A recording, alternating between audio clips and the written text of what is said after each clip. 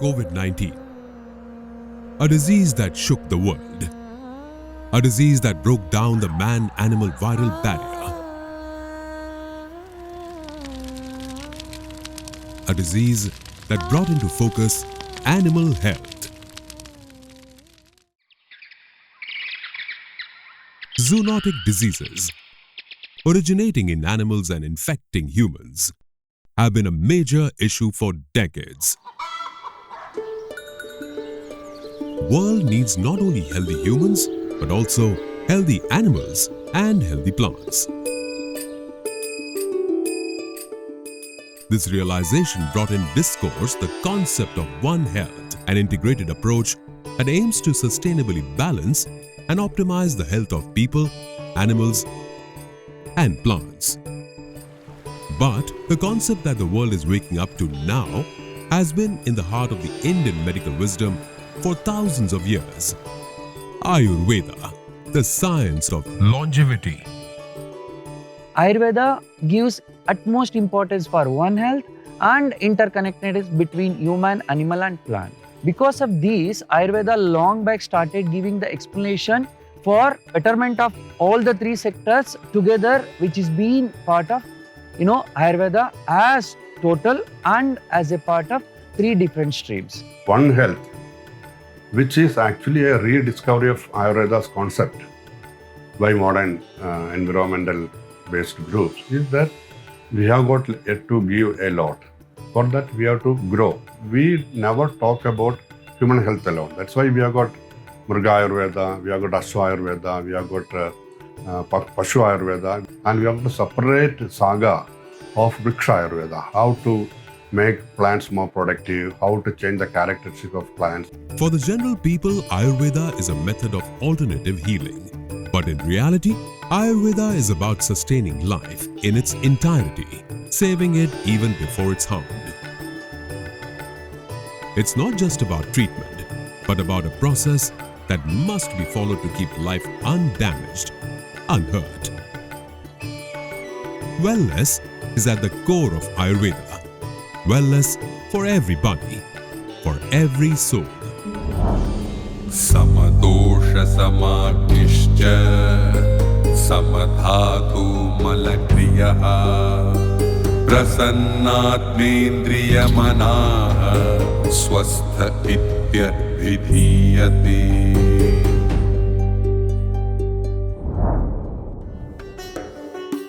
The definition of wellness by modern medicine comes close to this realization today. This simple principle needs a wholesome revival in our complex lives. The learnings of Ayurveda must cross over the confines of scholarship and reach common men and women. Modern medicine, popularly called allopathy, targets diseases. In modern medicine, health is understood in pieces. Bodies and systems are understood in isolation. So are molecules of medicines. It indeed works and has its place in the world of science, but leaves gaps in understanding the equilibrium of life. Ayurveda understands life systems as a whole, as a relation between microcosm and macrocosm. This applies to humans, animals, and plants. It treats the individual in totality as a part of the macrocosm. A disease is considered to be failing in the balance of life. When relation of three doshas, Vata, Pitta, and Kapha lose balance, a disease happens.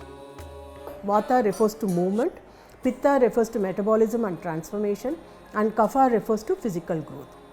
They have identified these three functions and put under them a set of parameters which impact these functions. So, for example, if you look at the parameters under Vata, it talks about dryness.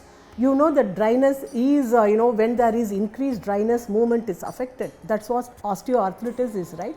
So, the synovial fluid between the joints, which acts as a lubricant, is reduced. Similarly, Pitta refers to metabolism and transformation. Under them, they have come up with a set of parameters which impact metabolism.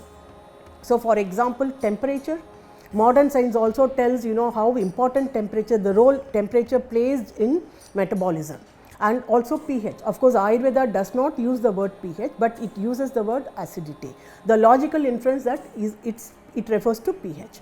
So similarly, kapha refers to physical growth, lubrication, and a number of other parameters which impact adhesiveness. All these are parameters which impact growth. Hence, Ayurveda treats an individual, man, animal or plant, not a disease. An ailing part must be brought back in consonance with the rest of the system. Today, there are efforts to put Ayurveda in regular practice, often with the support of modern clinical tools. This has given rise to an integrative approach. In this method, modern medicine and traditional practices complement each other. This helps both the disciplines to work together towards the greater goal of wellness.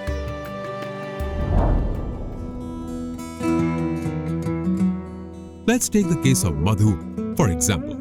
He broke his hip in an accident. Through modern surgery, the hip was joined, but it didn't fully normalize his condition.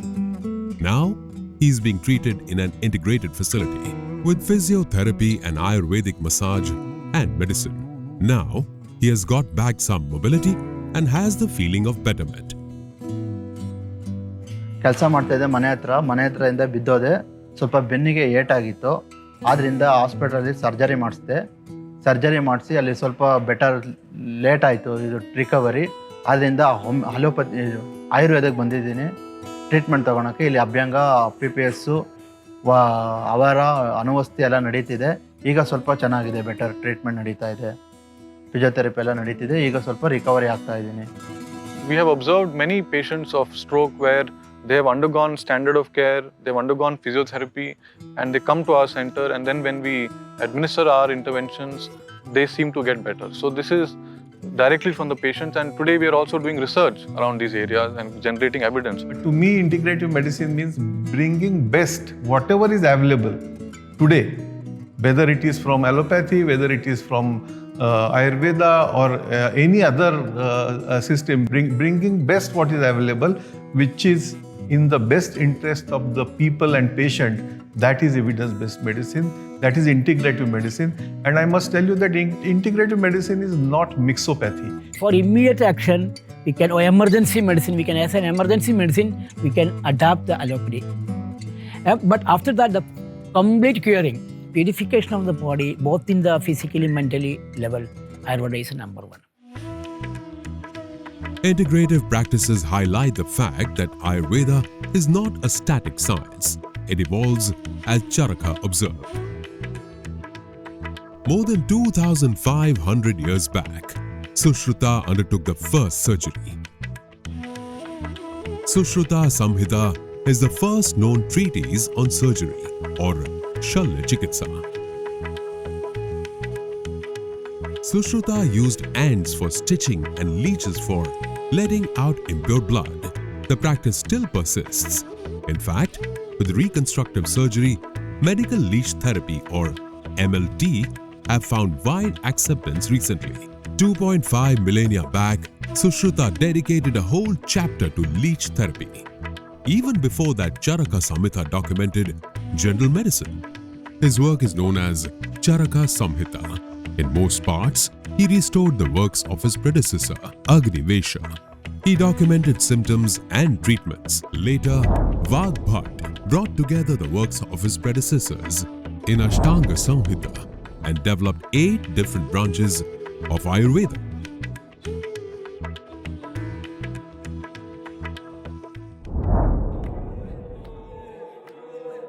Almost all early civilizations had their medicinal systems developed through observation and experimentation.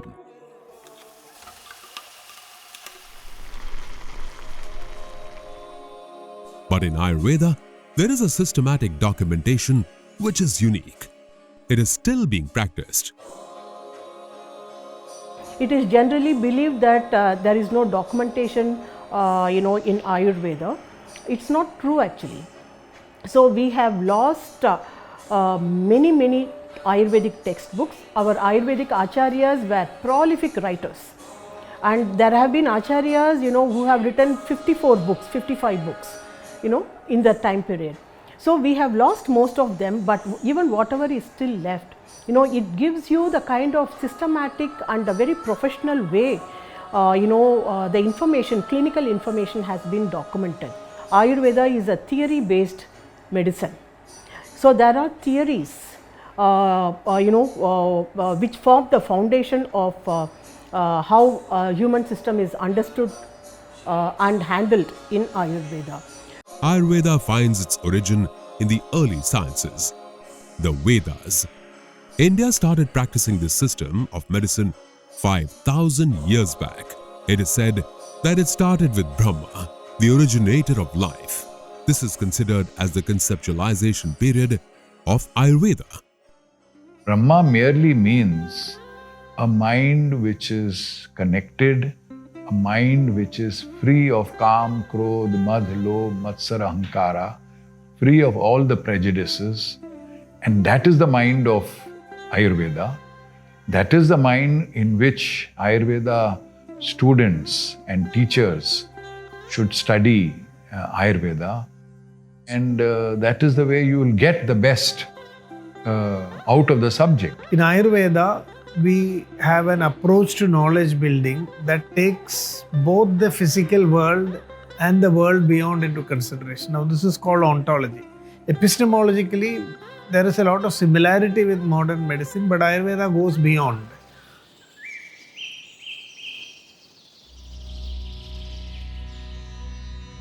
The symbolisms were representations of different phases of the development of Ayurveda. According to the Puranas, after a few generations, Agnivesha handed down the knowledge to Dhanvantari, who was an incarnation of Vishnu. With Dhanvantari, the surgery school of Ayurveda actually started. This was the Samhita period, in which documentation happened. Ayurvedic practitioners revered Dhanvantari, and this reverence helps carry forward the piety which is at the heart of the practice of Ayurveda. The Samhita period led to the expansion period. Dhanvantari is a concept in the Ayurveda treatment, because we follow the Dhanvantari, we can tell it is a god of Ayurveda, of god of all other devatas. And in Kerala, as a part of Upasana, especially the traditionally Ayurveda doctors developed this, built these temples, especially Dhanvantari temples. The origin of Ayurveda really lies in natural phenomena in nature itself. Charak or Shushrut or Vagbhat, their writing of the text is not based on their imagination or their reflections. It is based on what they have seen and understood as phenomena that has been happening in nature. The reverence continues in traditional teachings of Ayurveda. Like in original tradition, it is still practiced through the Guru-Shishya parampara in many parts of the country, like here in Guruvayur. Ayurveda started addressing issues of plants and animals along with humans since its origination. That's how One Health was a part of Ayurveda since its beginning. Mrigayur Veda, Vrikshayur Veda have been parts of Ayurvedic practices. Historically though, the first ever veterinary hospital was established by Ashoka in 300 BCE. And Chanakya advised Chandragupta on the upkeep of animals. Now, many are practicing Ayurveda in veterinary sector. There are increasing experiments with Ayurveda in this sector. The system was not only meant for regular domestic animals like cows. This elephant is awaiting a treatment of memory loss. The circles around its eyes are the symptoms of its disease. Astyayurveda was a specialized discipline for elephants. It has 20,000 shlokas on elephant health. The same Tridosha principle is there in animals also. There is no difference. In the elephant, in the head portion up to the neck, and to the chest area it is kapha, middle is pitta, and backside is through the defecation and urination etc. is under the control of vayu, and every function in the body is under the control of vayu only, who is the leader of the body. In cow also it is like that. In dog also is like that. In horse also it is like that. Vrikshayurveda is a renewed subject of interest in the farming sector, as a challenge of inorganic chemical fertilizers and pesticides are increasing the interest towards the discipline. Health, after all, starts with food. Agricultural universities are encouraging studies in the subject. Right now we don't have the original copy of Vrikshayurveda with us. It is in England, in Oxford University. It includes all the subjects. It includes agronomy, it includes horticulture, it includes all aspects of crop production in the name of different disciplines. But how does Ayurveda rise up to the demand of evidence of modern science? It has pramana or evidence at its heart. Ayurveda is empirical, but unlike in modern medicine and other discipline of modern sciences, evidence is generated through experience. It is not necessarily generated in the confines of laboratory.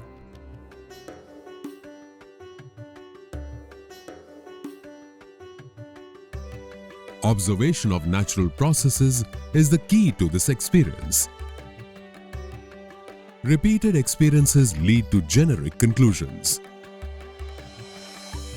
In modern medicine, laboratory research leads to clinical trials and then to practice. In Ayurveda, the route is exactly opposite.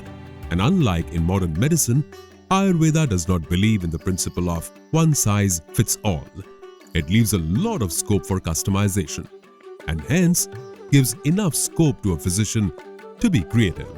Hence, despite having the same basis, medicinal compositions used by different doctors or different institutions may vary. As noted earlier, it is about treating the individual and not just about treating a disease. Hence, on the shelves of an Ayurvedic pharmacy, you may find similar drugs of different brands for a disease, but most likely not exactly the same.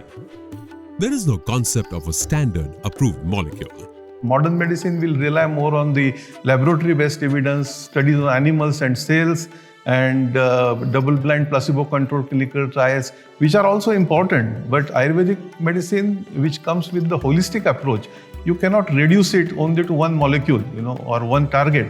Ayurvedic medicine will look into all aspects and look into the person, not only disease or symptoms. They are proving how molecules are working at the body in terms of pharmacodynamics and pharmacokinetics from the point of pharmacology.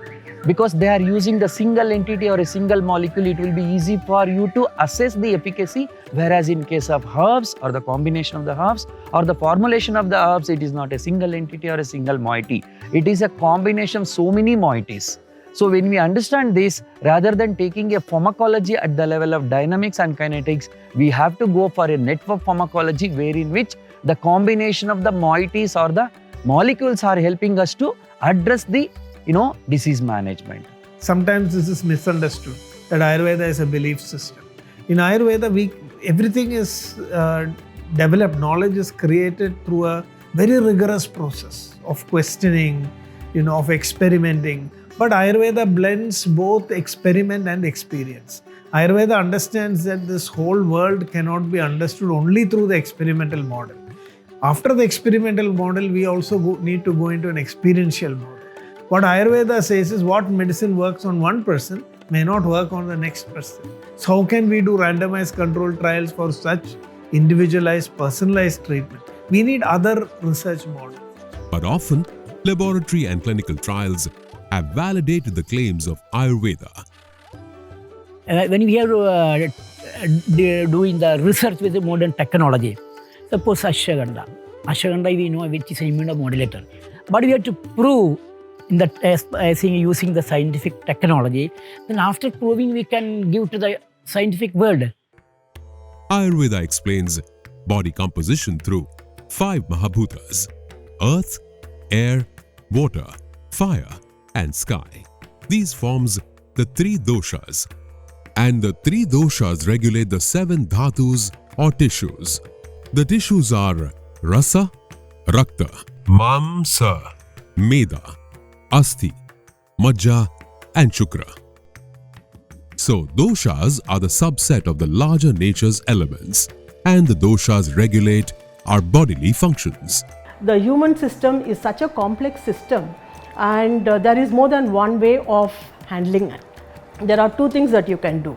One is get information about the components which make up the complex system, which is what modern medicine does. So, we have information, immense information on proteins and molecules and genes and cells. These are all structural components. The other thing you can do with a complex system is management, right? So, for managing a complex system, you need not do it at a fundamental level. So, Ayurveda has struck at a level in which it is able to manage the system. Most of the Ayurvedic healing is about regulating the 3 doshas. Often, Panchakarma helps in controlling them. It helps purify the body. It cures various chronic, autoimmunological, hormonal, and degenerative problems. Charaka emphasized that Panchakarma permanently cures ailments. However, a pacification therapy may not give that benefit. The procedure is not only there for regular massage therapy, but for specific body parts like the mind, Shirodhara, and the eyes, Netra Tarpan. In Ayurvedic toxicology, herbs play an important role. The most common herb in Panchakarma is Rasna or Alpenia calcarata. Its rhizome is used to subside pain. This creates the familiar smell of the Panchakarma oil. Shatavari or Asparagus racemosus is another herb that is common in use. It's considered to be particularly helpful for female health. Now, with increasing awareness, commercial farming of herbal plants is becoming common. Ayurveda, being the science of longevity, is about a whole lifestyle. No other system, including allopathy, knows diet and lifestyle management as Ayurveda would know. Swastha is branch in Ayurveda. I think that it is one of the most important way to improve our health. The word sukha really means a good space. So you cannot be happy without your surroundings being happy or the universe being happy. So that kind of a constant relationship between the individual and the universe, so Vyashti and the Samashti, that kind of a approach was taken in Ayurveda. So therefore you will see that because everything has evolved from the Pancha Mahabhutas, the Tridoshas, and everything is something that is applicable to not only humans but also to the plants and to the animals as well. And all of these things, when you look at it, will really in an organic way brings about this what we are in the modern parlance calling as a One Health approach. But more importantly, it's about keeping the equilibrium in the universe right. It should not be broken by our actions or inactions. Yavanto hi loke murtimanto bhava visheshastavantah purushe Yavantah purushe tavanto loke